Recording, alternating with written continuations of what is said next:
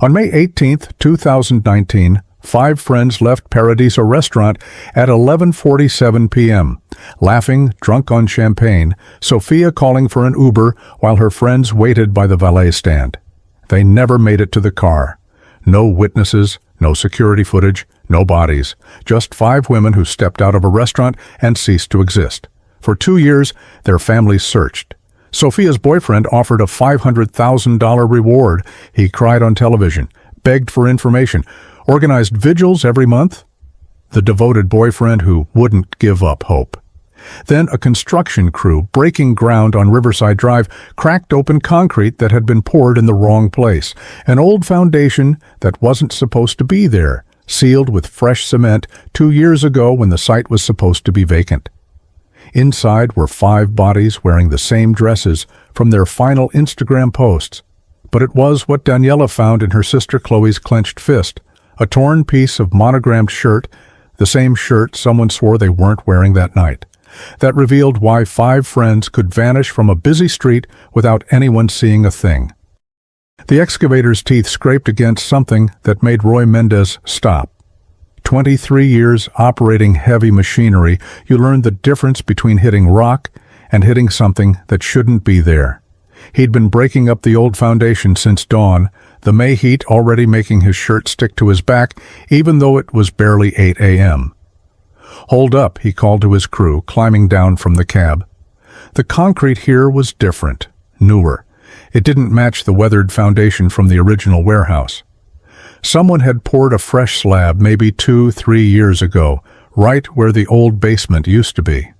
The excavator had cracked it open like an egg, and through the gap he saw fabric. Blue fabric. Silk, maybe. The kind his daughter wore to prom. Roy's stomach turned. He'd been doing construction since he was 19, had seen all kinds of things buried where they shouldn't be. Dead pets, stolen goods, even a car once. But silk didn't last unless it was protected from the elements, unless it was buried recently, unless it was wrapped around something. He pulled out his phone, hands shaking as he dialed 911. "Yeah, I need police at the Riverside Drive construction site, the old Brennan warehouse." He swallowed hard, tasting bile. "I think we found something, someone, in the foundation." Within an hour, the site was wrapped in yellow tape. Detective Patricia Reeves stood at the edge of the broken concrete, watching the forensics team work with brushes and small tools, like archaeologists uncovering something ancient and precious. But this wasn't ancient. The concrete was dated. Someone would analyze it, match it to a specific batch, maybe even find where it was purchased. 5 bodies, the lead forensic tech said quietly, climbing up from the hole. Young women. Been here a while, but not decades. Maybe 2 years. Based on decomposition. Reeves felt her chest tighten. 2 years. May 2019. She knew exactly who these bodies were before they even found identification. The whole city knew. 5 friends who vanished after dinner became the subject of podcasts, documentaries, endless speculation. The case that haunted her because nothing made sense. No signs of struggle. No witnesses. Nothing. Her phone buzzed. "Reeves here." "We found a wallet," another tech called from below. "Driver's license is still readable. Chloe Castillo." Daniela was in her Chicago apartment when the call came. She'd been spreading peanut butter on toast, running late for her shift at Northwestern Memorial, when her phone lit up with "Mom." She almost didn't answer. These days, calls from her mother meant crying, updates from psychics, or new theories about where Chloe might be. Daniela had learned to protect herself, to compartmentalize. She was a doctor. She dealt in facts, not hope.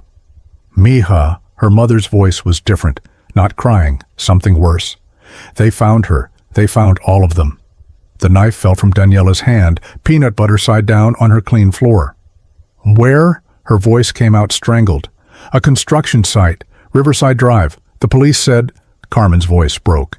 "They've been there the whole time, under concrete. Someone killed them and hid them there."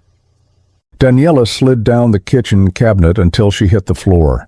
2 years. 2 years of searching, of their mother lighting candles at St. Augustine's every Sunday, of Marcus leading search parties through Lincoln Park, putting up flyers in coffee shops.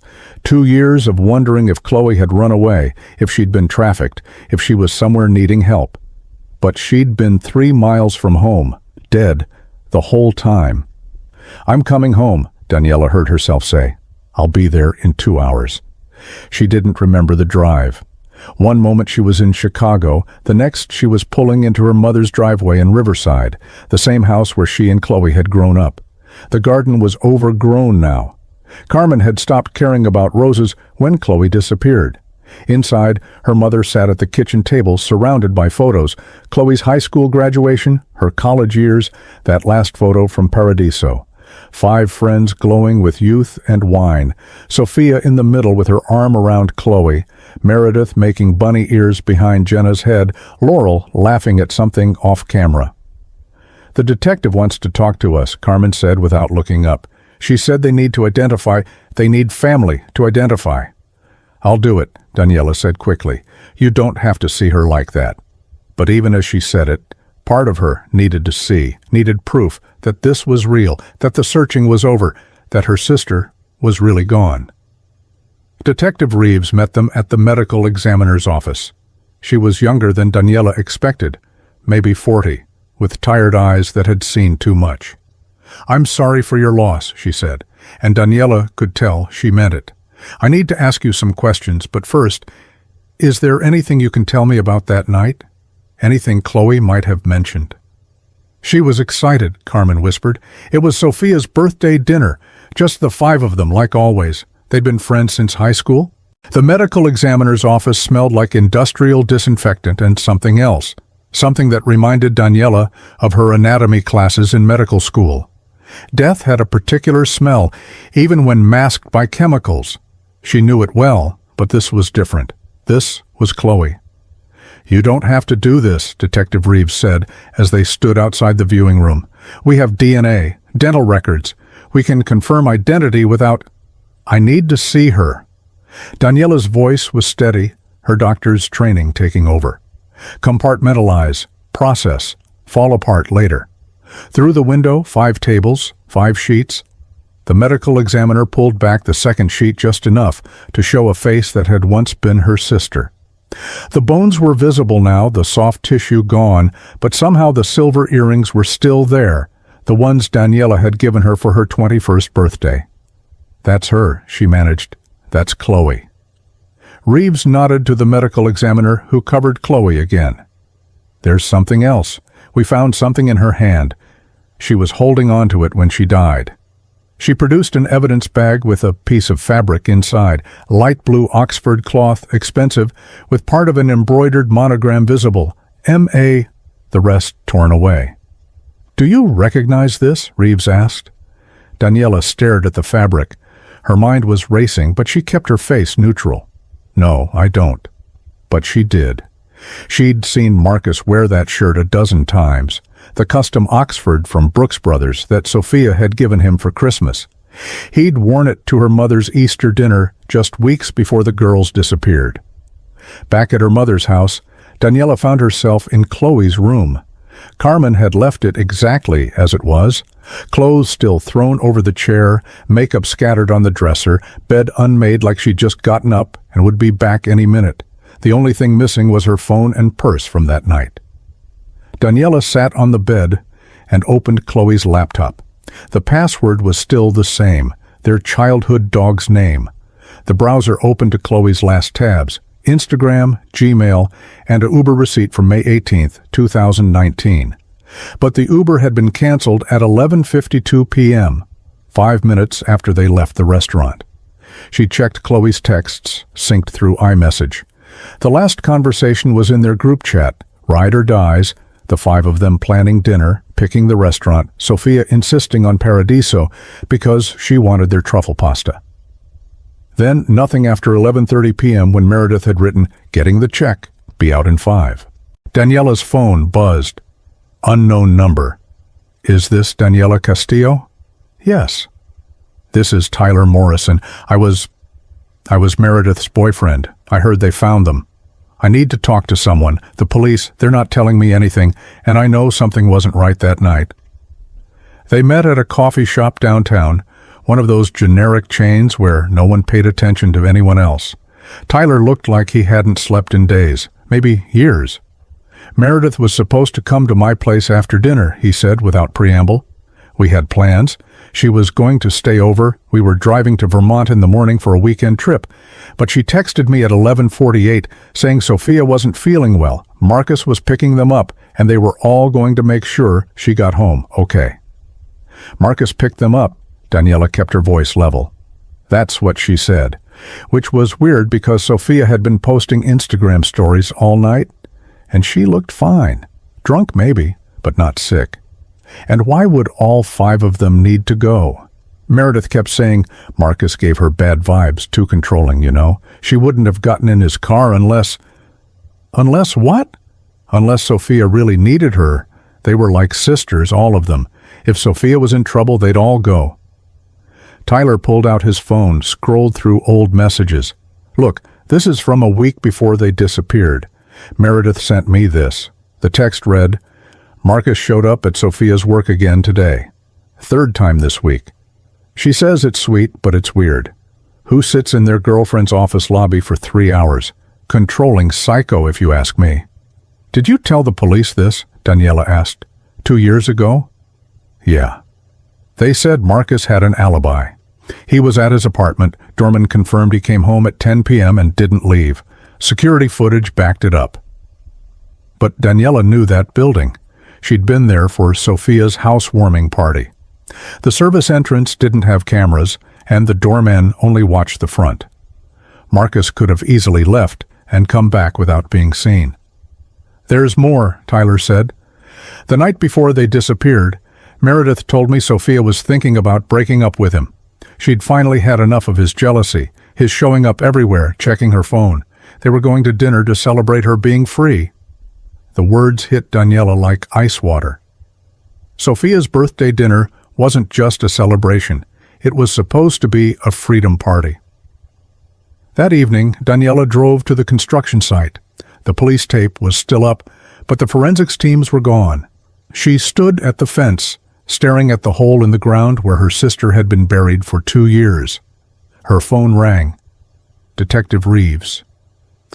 We found something else, the detective said. Can you come to the station? The police station's fluorescent lights made everything look sick and pale. Detective Reeves led Daniela to a small conference room where evidence bags were laid out on a metal table like artifacts from another life. 5 purses, their contents sorted and labeled. 5 phones, screens cracked but preserved enough that forensics could work with them. We've been going through their belongings, Reeves said, pulling on latex gloves. Most of it is what you'd expect. But there's something odd about the timeline. She picked up an evidence bag containing Sophia's phone, its rose gold case still visible through the plastic. Sophia sent a text to Marcus at 11:47 p.m. saying, "Heading home, baby. Love you." But look at this.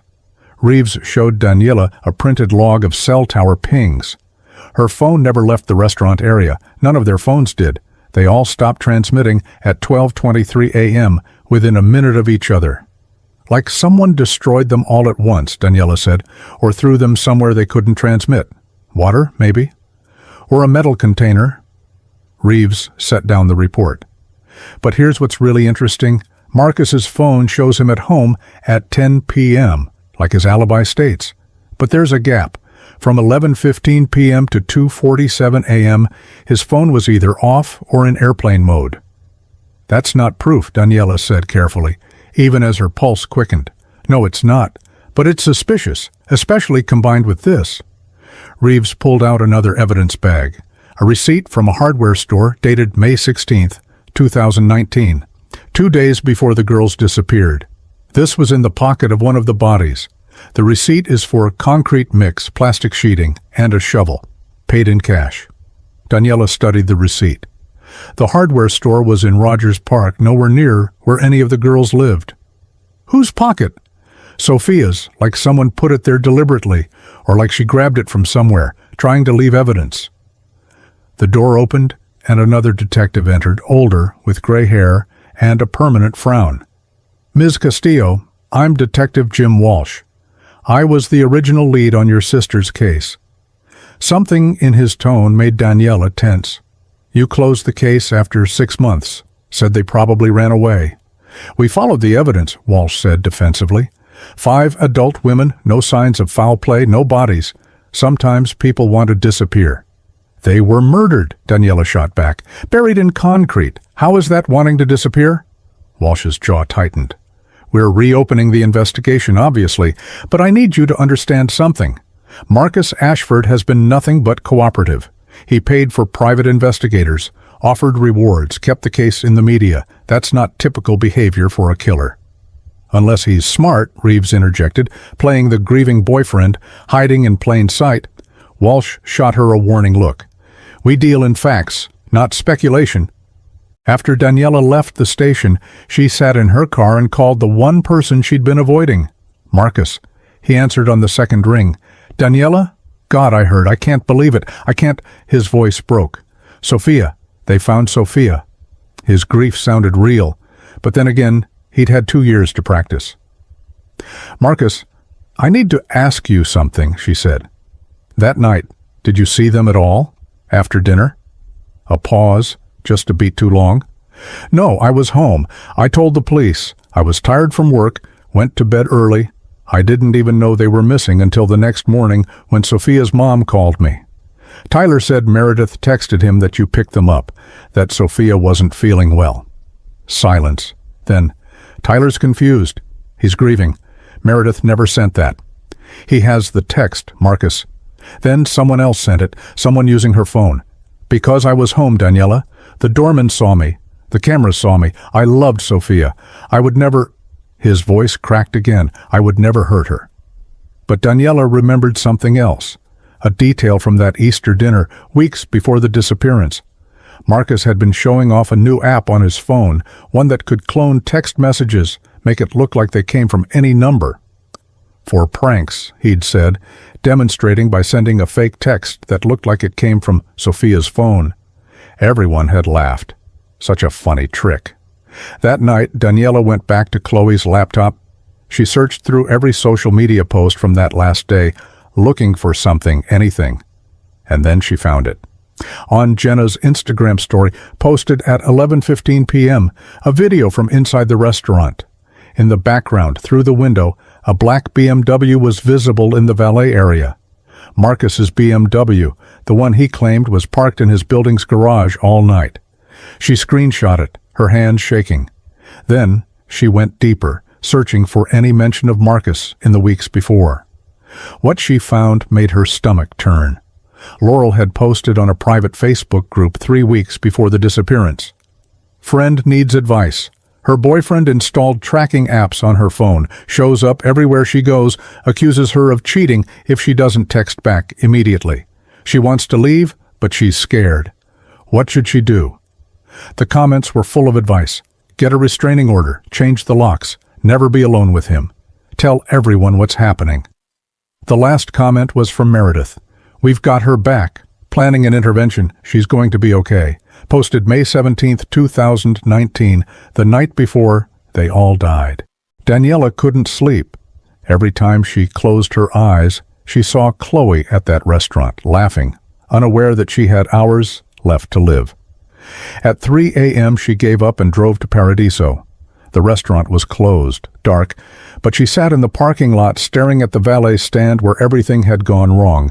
Her phone buzzed, a text from an unknown number. "Stop digging, or you'll end up like them." Her blood went cold. She screenshot the message, then called Detective Reeves, who answered despite the hour. "Someone just threatened me," Daniela said. "Where are you?"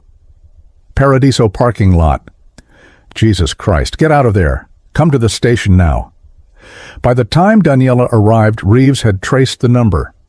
Burner phone, purchased with cash at a 7-Eleven yesterday. But here's the interesting part. It was activated near Marcus's apartment. "That's still not proof," Walsh said, appearing in the doorway looking rumpled and angry at being called in. "Could be anyone in that neighborhood." "How many people in that neighborhood have a reason to threaten Chloe Castillo's sister?" Reeves shot back. "We don't know it's a real threat. Could be some sick internet troll. This case has been all over Reddit for 2 years. Daniela's phone rang, her mother. Someone broke into the house. Carmen's voice was terrified. They didn't take anything but Chloe's room. Everything's destroyed. Daniela raced home with a police escort. Chloe's room looked like a tornado had hit it. Every drawer emptied, mattress slashed, clothes shredded. But it was the wall that made Daniela's knees go weak. Written in red lipstick, Chloe's lipstick, were the words, "Stop now." "He's scared," Reeves said quietly, photographing everything. "He knows we're getting close." "We need protection for them," she told Walsh. "Round the clock." "Based on what?" "We have no proof Marcus Ashford has done anything." "You want me to put surveillance on one of the city's most prominent businessmen because of a theory?" Marcus's family owned half the commercial real estate in Riverside. His father played golf with the mayor. His mother was on the hospital board, where Daniela had done her residency. Walsh was right. They needed more than circumstantial evidence. The next morning, Daniela did something desperate. She called Marcus and asked to meet him for coffee. "I need to talk to someone who loved Sophia as much as I loved Chloe," she said.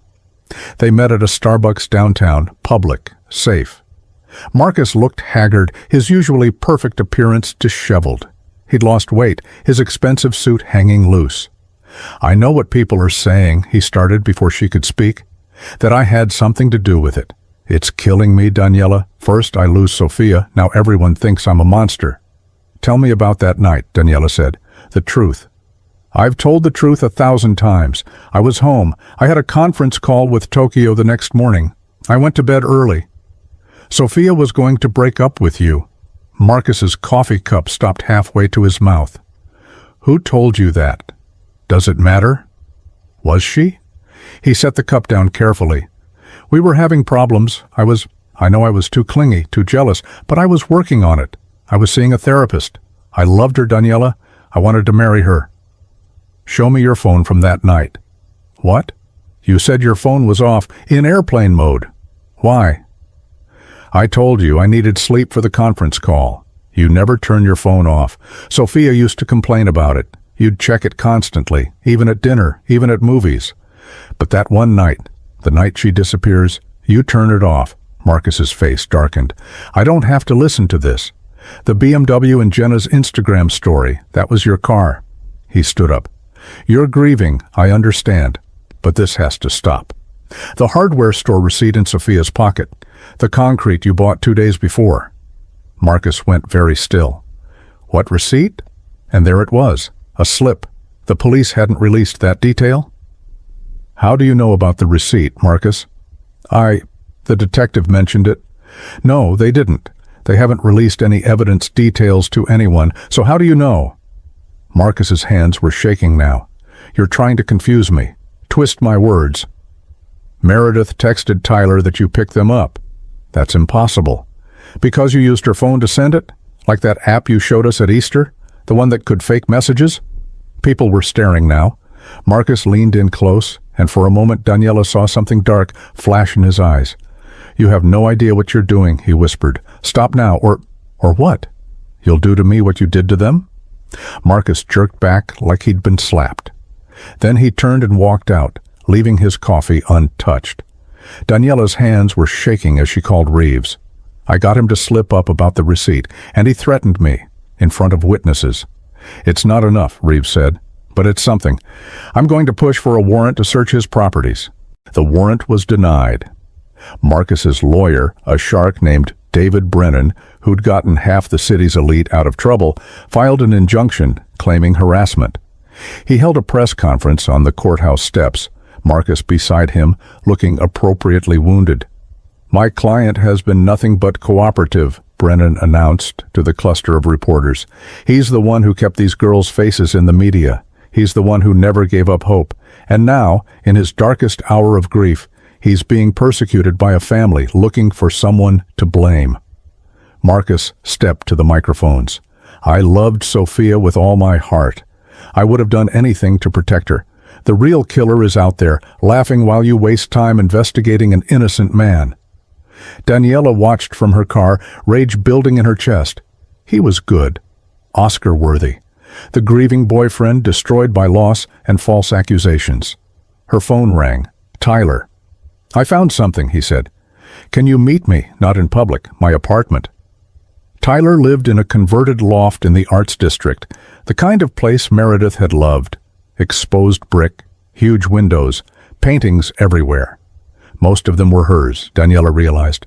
Portraits of her friends, including one of all 5 of them from last summer, faces bright with life.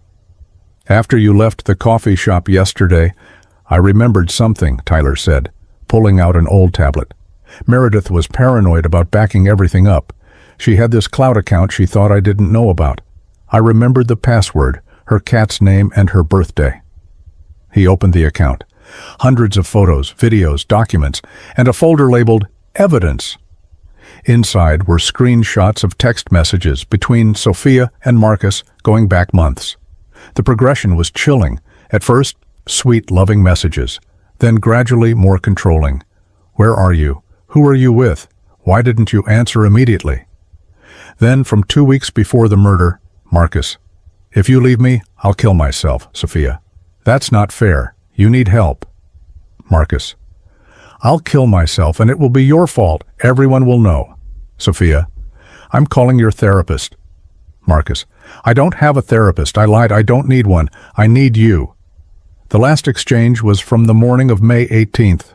Sophia. "It's over. I'm done. Don't contact me again." Marcus. "We'll see about that." "Jesus," Daniela breathed. "This is it. This proves motive." "There's more," Tyler said, clicking on a video file.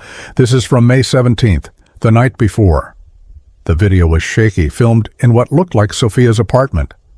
All 5 girls were there, sitting in a circle on the living room floor. Sophia was crying. "You have to file a restraining order," Meredith's voice said from behind the camera. "Show them the texts." "He'll ruin me," Sophia sobbed. "His family, they own everything. They'll destroy my career." "We won't let that happen," Chloe said, squeezing Sophia's hand. "We're your family. We protect each other." "Ride or die, remember," Jenna added. Laurel nodded. "We've got a plan. Tomorrow at dinner, we celebrate your freedom. Then you stay with me for a while. He won't know where you are." "What if he shows up at the restaurant?" Sophia asked. "He won't," Meredith said firmly. "You told him you were going to your mom's this weekend. He has no idea about the dinner." The video ended. Daniela felt sick. They'd tried to protect her. All of them had tried, and they'd all died for it. "We have to get this to the police," she said. "I tried," Tyler said, "this morning.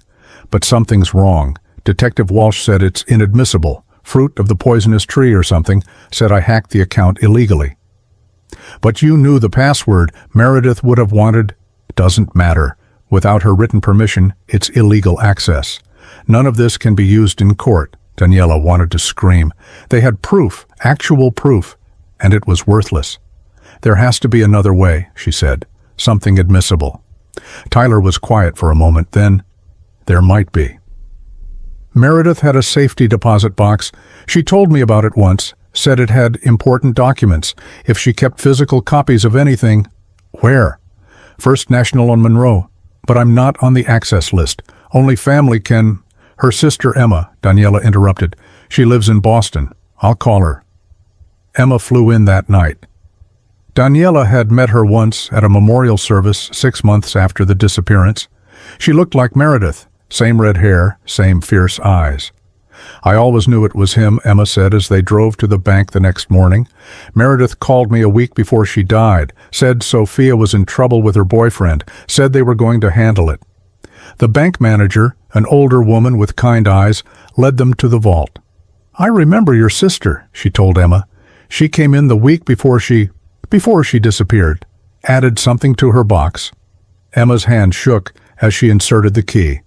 Inside the box were documents, Meredith's passport, birth certificate, some bonds, and a manila envelope labeled "Just in Case."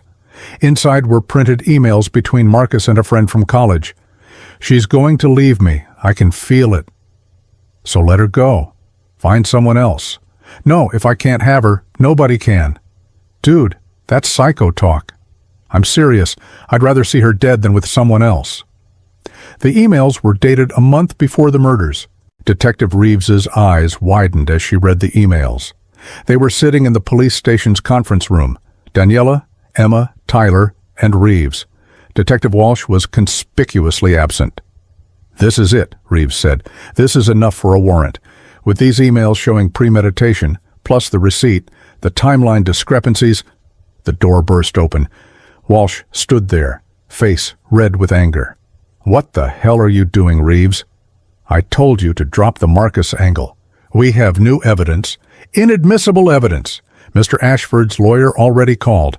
Those emails were obtained through illegal means." "They were in Meredith's safety deposit box," Emma protested. "I had every right..." "The emails were stolen from Mr. Ashford's private account. Doesn't matter where they ended up. They're fruit of the poisonous tree." Daniela stood up. "You're protecting him." Walsh's face went darker. "Watch yourself, Ms. Castillo." "How much did they pay you? Or are you just afraid of his family?" "You're emotionally compromised. I'm removing you from any involvement in this investigation." "You can't do that. I'm not part of the investigation. I'm a private citizen." "A private citizen who's harassing a grieving man. Leave now, or I'll have you arrested for interfering with an investigation." Outside the station, Reeves caught up with him. "I'm sorry, Walsh has connections with the Ashford family going back years, but I'm not giving up." "He's going to get away with it," Emma said, tears streaming down her face. "He killed my sister, and he's going to walk free." "Not if I can help it," Reeves said. "But I need to be smart about this. Go home. Let me work." But Daniela couldn't go home. Instead, she drove to the construction site. The hole had been filled in, the foundation work continuing as if 5 bodies hadn't been found there. She parked and walked the perimeter, trying to understand. How had Marcus gotten 5 women here? How had he controlled them all? Even if he had a gun, surely someone would have run, screamed, fought back. Unless they trusted him. Unless even until the end, they thought he wouldn't really hurt them. Her phone rang. Unknown number. She almost didn't answer, then did. "Daniela?" A woman's voice, scared, whispering. This is Kate. Kate Ashford, Marcus's sister." Daniela's breath caught. "Kate?" "I need to talk to you, but not on the phone. Meet me at St. Mary's Church on Riverside, the old cemetery behind it. 1 hour." The cemetery was overgrown, forgotten, headstones dating back to the 1800s. Kate was waiting by a large oak tree, looking around nervously. She was younger than Marcus, maybe 25, with the same dark hair but none of his confidence. "I know what he did," she said without preamble. "I've always known what he was capable of." "Tell me." "When we were kids, I had a cat. Princess. Marcus hated that I loved something more than him. One day, Princess disappeared. He helped me look for her, put up flyers, comforted me when I cried. 3 months later, I found her body in an old freezer in our garage. She'd been strangled." Daniela's stomach turned. "He didn't know I found her. I was too scared to say anything. But I started watching him, really watching. The way he'd manipulate our parents, playing the perfect son, the way he'd hurt people, but make it look like an accident. The girlfriends who'd suddenly transfer schools or move away. Why are you telling me this now?" Kate pulled out a flash drive. "Because I can't live with it anymore. The night Sophia disappeared, Marcus came to my apartment at 3 a.m. He was covered in dirt, concrete dust in his hair. He said he'd been helping a friend with construction work at 3 a.m. I knew something was wrong, but I was too scared to ask. This still isn't proof. The flash drive has security footage from my building. It shows him arriving, the state he was in, and something else." Kate's voice dropped. "He kept trophies from all his girlfriends, hidden in our parents' house. There's a room in the basement behind a false wall. Our parents don't even know it exists. He showed it to me once when he was drunk. Said it was where he kept his memories. What kind of trophies? Jewelry, clothes, photos, and..." Kate swallowed hard. "Videos. He recorded everything. If Sophia's things are there, if there's video from that night, we need to tell the police." "No, Walsh will bury it. You need someone else, someone not connected to this city." Daniela thought of her med school roommate, now an FBI agent in Chicago. "I might know someone." That night, Daniela couldn't stop thinking about the 5 of them in Marcus's car, probably still laughing, still thinking they were safe. When had they realized? When he didn't drive toward Sophia's apartment? When he pulled into that construction site? Or not until the very end? Her phone buzzed. A text from Marcus. "Kate visited you today. Family should stick together. She's confused, mental health issues. Wouldn't it be terrible if she had an accident?" The threat was clear, but it was also evidence. Daniela screenshot it and forwarded it to her FBI friend with 2 words. "Help, please." FBI Special Agent Rachel Morrison arrived in Riverside at dawn, accompanied by a small team. Daniela had sent her everything, the emails, the videos, Kate's security footage, Marcus's threatening texts. Federal jurisdiction was thin, but Rachel had found an angle. Marcus's family company had federal contracts, and there was evidence of using company resources in the commission of crimes. "We're going to need Kate's testimony," Rachel told Daniela, as they sat in a federal building 30 miles from Riverside, away from Walsh's influence. "Is she willing?" "She's terrified. He threatened her. We can protect her. Witness protection, if necessary." Daniela called Kate, but the phone went straight to voicemail. She tried again. Nothing. A cold dread settled in her stomach. "We need to find her," she told Rachel. "Now." They went to Kate's apartment. The door was ajar. Inside, signs of a struggle. A lamp knocked over, papers scattered, but no blood, no body. "He took her," Daniela said. "He's cleaning up loose ends." Rachel's team immediately put out a BOLO for both Kate and Marcus. Meanwhile, she got a federal warrant for the Ashford family estate, specifically the basement Kate had described. The estate was a sprawling Tudor mansion on 10 acres, the kind of old money that owned judges and politicians. Marcus's parents were in Europe, conveniently traveling when the FBI arrived. The basement was finished, looking like any wealthy family's recreation room, pool table, bar, vintage arcade games. But Rachel's team had thermal imaging equipment. They found the false wall within minutes. Behind it was Marcus's shrine.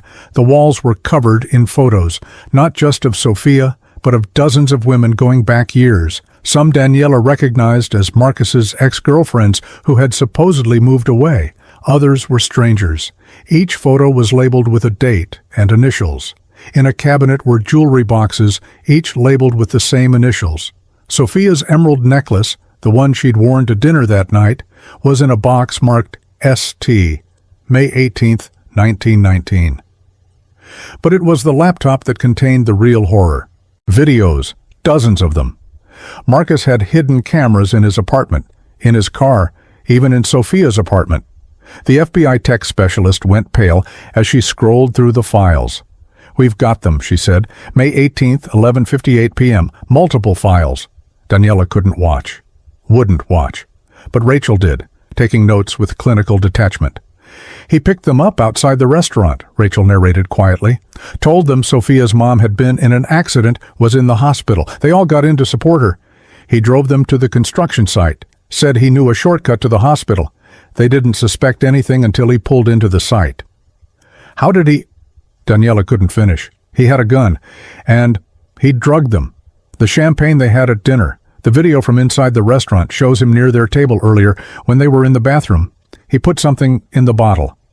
So they were already weakened when they realized the danger, already slower, confused, unable to fight back effectively.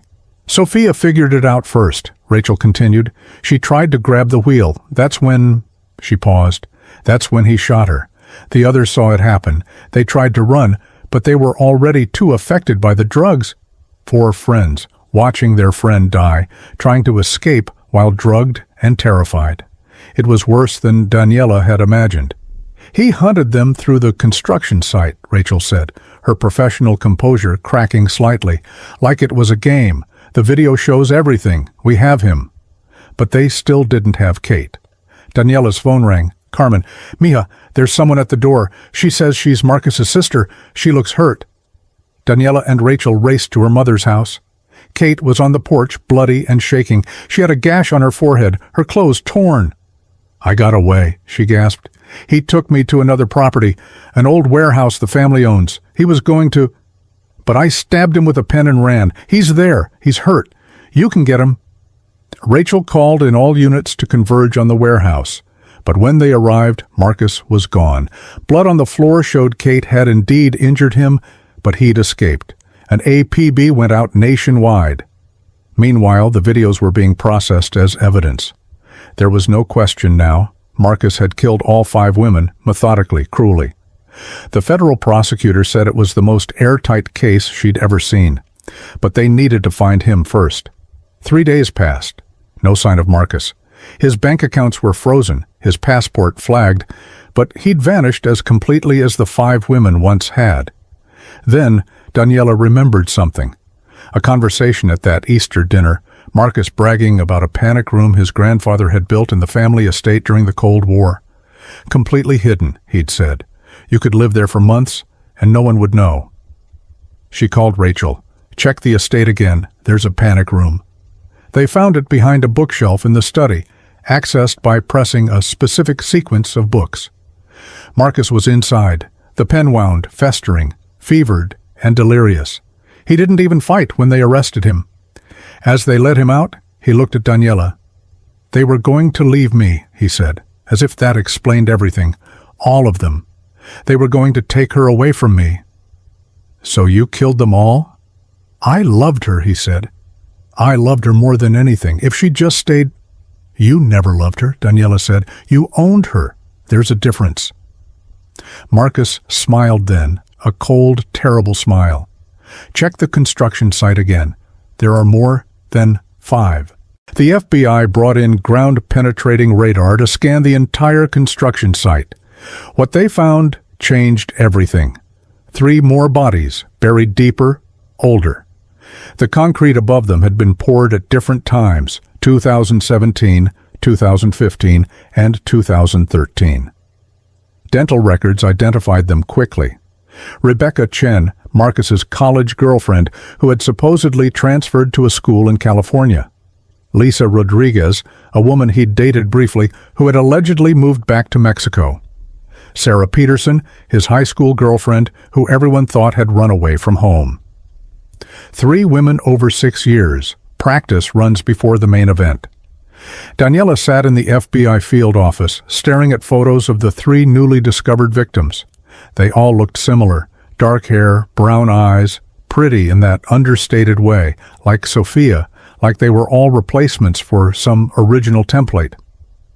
"We need to re-examine everything," Rachel said. "Every missing person case in the area for the last decade. Every woman who supposedly moved away suddenly." Kate was in protective custody, but she insisted on helping. She provided a list of names, girls Marcus had mentioned, dated, obsessed over. The FBI cross-referenced them with missing persons databases. 12 more potential victims. "This is a serial killer," Rachel said quietly. "He's been operating for at least 10 years, maybe more." The media explosion was immediate. The story went national, then international. The handsome real estate heir who had been killing women for a decade. The 5 friends were no longer just victims. They were the ones who finally exposed him, their bodies the evidence that brought him down. But for Daniela, the noise faded to background. She was focused on one thing: justice for Chloe. The trial was set for 6 months out. The federal prosecutor, Janet Williams, was a legend. She'd never lost a murder case. But Marcus had hired an entire team of defense attorneys, led by the infamous Robert Sterling, who had gotten billionaires acquitted of seemingly airtight cases. "They're going to claim insanity," Janet told Daniela and the other families, "or diminished capacity. The videos are damning, but Sterling will try to get them thrown out." "How?" "They were found legally with a warrant. He'll argue the warrant was based on Kate's testimony and that she's unreliable. She has a history of mental health treatment, anxiety, depression. Marcus's parents had her committed briefly when she was 17. "After years of abuse from her brother," Daniela protested, "we know that. But a jury might not buy it." The pre-trial hearings were brutal. Sterling tried every trick, challenging jurisdiction, claiming FBI overreach, arguing the evidence was prejudiced. But Judge Harrison, a federal judge with 30 years on the bench, denied every motion. "The evidence stands," she ruled. The jury will see it all. Marcus's parents returned from Europe, hiring a PR firm to manage the crisis. They gave carefully scripted interviews expressing shock and claiming they had no idea their son was capable of such acts. But reporters dug deeper, finding former household staff who told stories of young Marcus's cruelty to animals, his violent outbursts, the family's pattern of covering up his behavior with money and influence. Detective Walsh quietly retired, claiming health issues. Reeves was promoted to lead detective. She called Daniela the night before the trial. "I'm sorry," she said, "for Walsh, for the delays. If we'd listened sooner." "You listened when it mattered," Daniela replied. "That's what counts." The trial began on a cold November morning. The courthouse was surrounded by media, protesters, and supporters of the victims.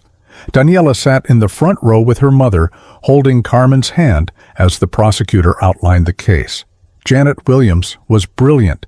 She started with the videos, not showing them in full, but describing them in devastating detail. She showed the photos from Marcus's shrine, the trophies he'd kept.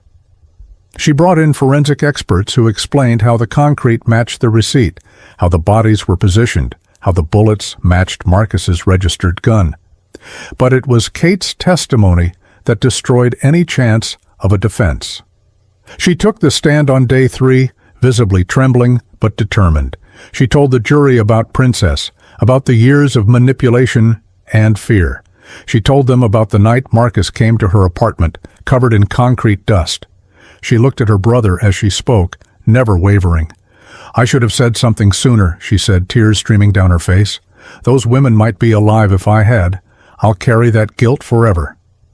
Sterling tried to paint her as unstable, jealous of her brother's success, but Kate held firm. When he brought up her hospitalization, she turned to the jury. "Yes, I was hospitalized for anxiety and depression when I was 17. Do you know why? Because I was living with a sociopath who killed my cat and threatened to kill me if I told anyone. My parents didn't believe me. They chose him over me. So yes, I needed help. But I'm not crazy. I'm not lying. I'm just finally brave enough to tell the truth." The defense's case was weak. They tried to argue Marcus had snapped under pressure, that Sophia's rejection had triggered a psychotic break. But the prosecutor destroyed that with evidence of the previous murders. This wasn't a snap, it was a pattern. On the final day of testimony, Marcus himself took the stand against his lawyer's advice. He was calm, charming even, trying to work his magic on the jury. "I loved Sophia," he said. "Yes, I was possessive. Yes, I was jealous. But I was working on it. I was getting help." "Where?" Janet asked. "Which therapist?" "We've found no records of you seeking treatment." "I was doing online therapy, anonymous." "How convenient. No records, no proof." "I don't need to prove I'm innocent. You need to prove I'm guilty." Janet smiled coldly. "We have. Your own videos prove it. Should we play them for the jury? Let them see exactly what you did to those women?" Marcus's composure finally cracked. "They were going to leave me, all of them. They turned Sophia against me." "So you killed them?" He caught himself, but it was too late. "You killed them because they were helping your girlfriend escape an abusive relationship. You killed 5 women because you couldn't control one." The jury deliberated for less than 3 hours, guilty on all counts, 8 counts of first-degree murder. Sentence: life without parole, consecutive sentences to be served in federal maximum security. The sentencing hearing was scheduled for a month after the verdict. Each family would have the chance to give victim impact statements. Daniela had written and rewritten hers a dozen times, trying to capture who Chloe had been, what the world had lost. But the night before the hearing, she got a call from Rachel Morrison. "Marcus tried to make a deal," she said. "He says there are more bodies. He wants life with the possibility of parole in exchange for the locations." "No," Daniela said immediately. "He doesn't get to bargain with their bodies." "That's what the prosecutor said, but the families of the missing women, they want closure. They want to bury their daughters." It was an impossible situation. Deny the deal, and those families might never find their loved ones. Accept it, and Marcus would have the possibility of freedom someday. "What do the other families think?" Daniela asked. "Sophia's parents? Meredith's?" "They're torn. Emma wants to deny the deal. She says Meredith wouldn't want him to have any hope, but Sophia's mother, she understands what those other families are going through. They had 24 hours to decide. Daniela met with the other families at Emma's apartment. Tyler was there too, having become part of their strange support group. They sat in a circle much like the 5 friends had that last night, trying to protect each other. "We can't let him manipulate us even from prison," Jenna's mother said. "That's what this is, manipulation." "But those other families," Laurel's father countered, "they deserve to know." Carmen spoke up quietly. "If it were Chloe still missing, I'd want to know. I'd need to know." They voted. It was close, but in the end, compassion won. They would support a modified deal. Marcus would reveal the locations, but get nothing in return except the possibility of a transfer to a medium security facility after 25 years, not parole. Marcus accepted. Over the next week, he led FBI agents to 4 more bodies. Women from neighboring states, ones who hadn't even been connected to him. He'd been hunting for longer than anyone had imagined. 14 victims total, though investigators suspected there were more he wasn't revealing.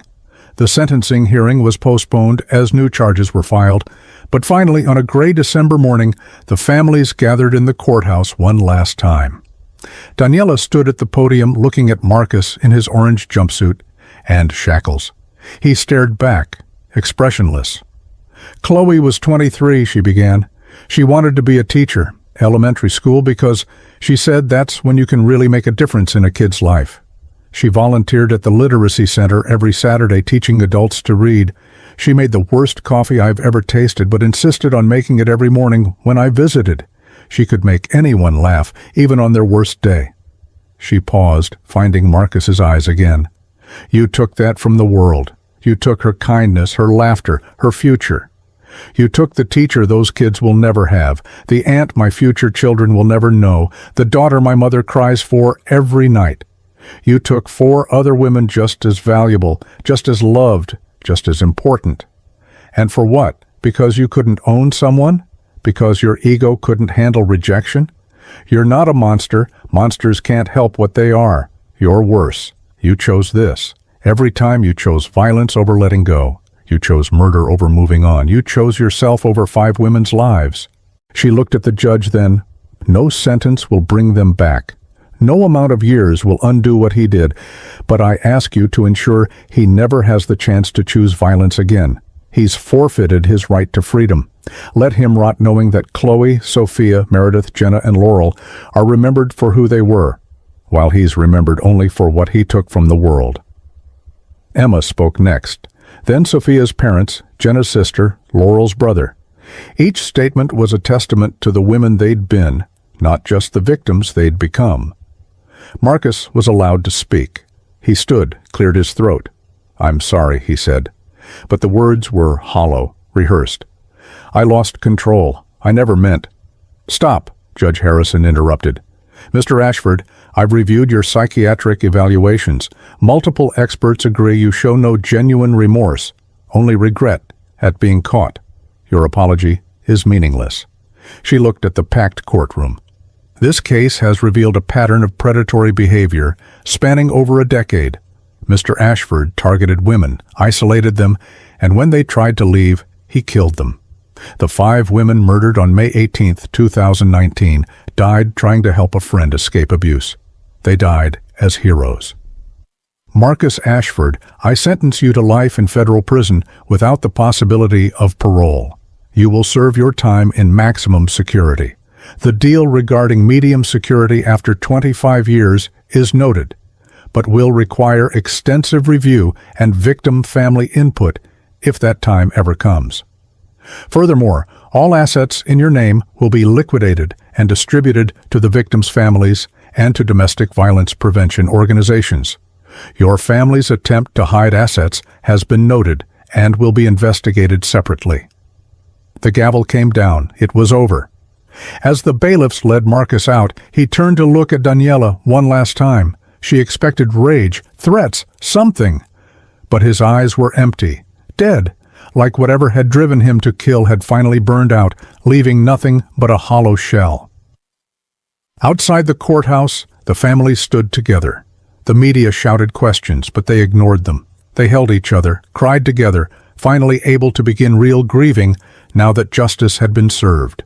5 years later, Daniela stood in the cemetery where Chloe was buried. It was May 18th, the anniversary.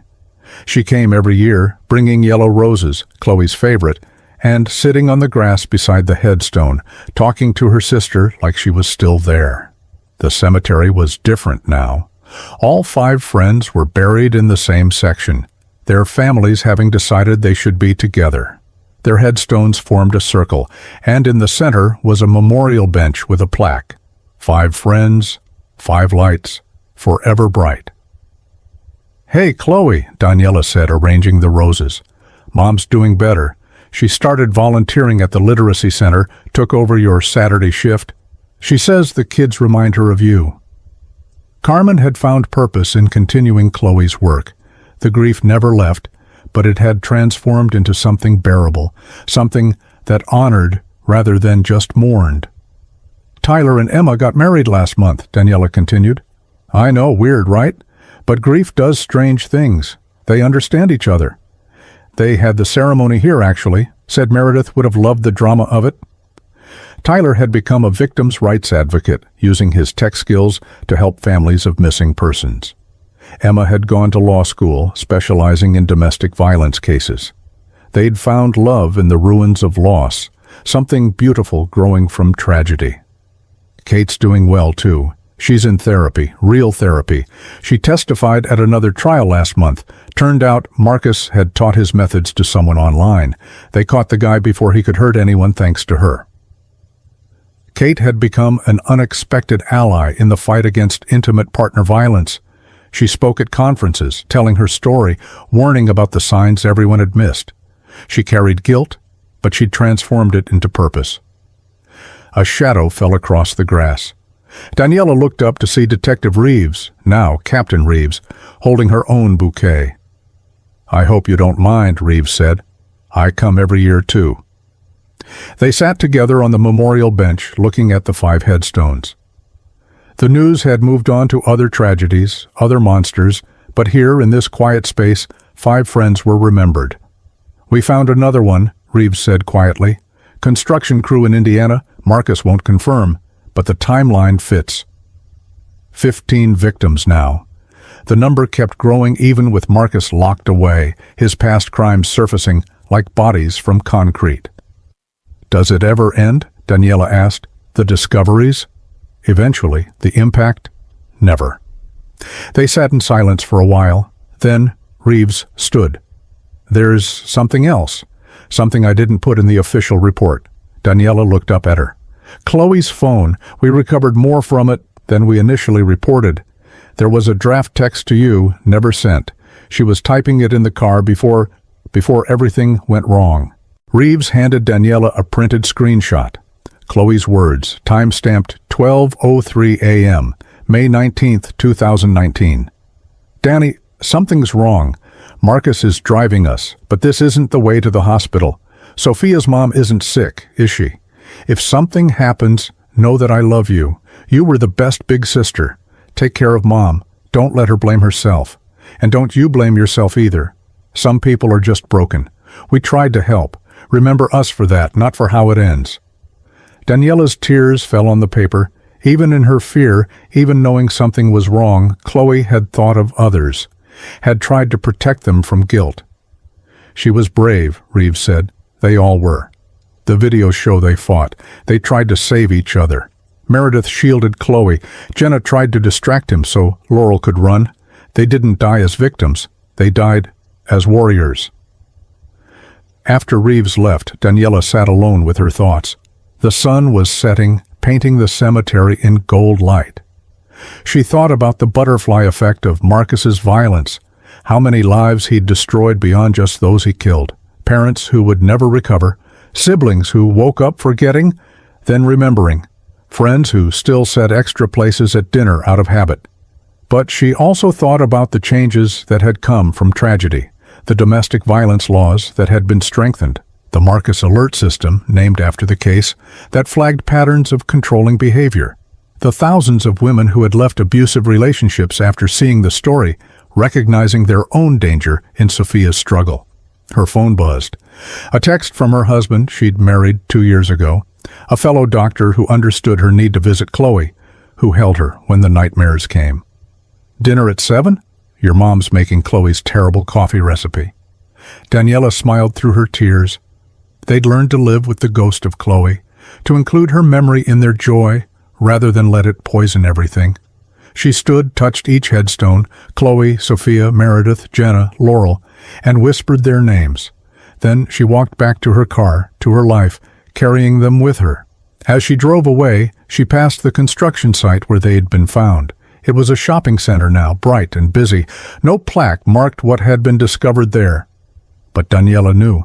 The families knew. The city knew, even if they pretended to forget. Marcus was serving his life sentence in ADX Florence, the Supermax prison in Colorado. He'd tried to appeal 3 times, each attempt failing. He would die in a concrete cell, alone, forgotten except as a cautionary tale. The girl who'd wanted freedom had gotten it in death, while the boy who'd tried to own her had lost everything. It wasn't justice. Justice would have been 5 women living their lives. But it was consequence. It was accountability. It was the best a broken world could offer. Daniela drove home to the living, carrying the dead in her heart, their last dinner together forever frozen in time. 5 friends laughing, unaware they had 3 hours left, but spending those hours together, protecting each other until the very end. The construction site on Riverside Drive had been paved over, built upon, forgotten by most. But sometimes, when it rained, the concrete seemed to remember what it had hidden.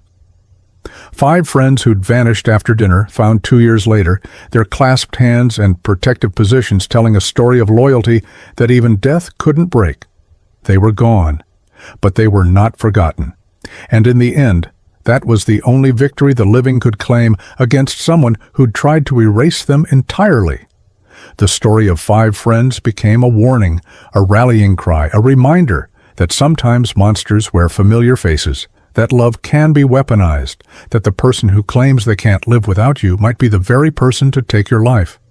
But also this, that friendship can be stronger than fear, that women will die protecting each other, and that truth, even when buried in concrete, will eventually surface. Marcus had thought he was burying his crimes. Instead, he'd preserved the evidence of their bond. 5 friends who died as they'd lived, together, refusing to abandon each other, proving that some things are stronger than one man's violence. That was Chloe's legacy. That was all their legacies. And that was enough.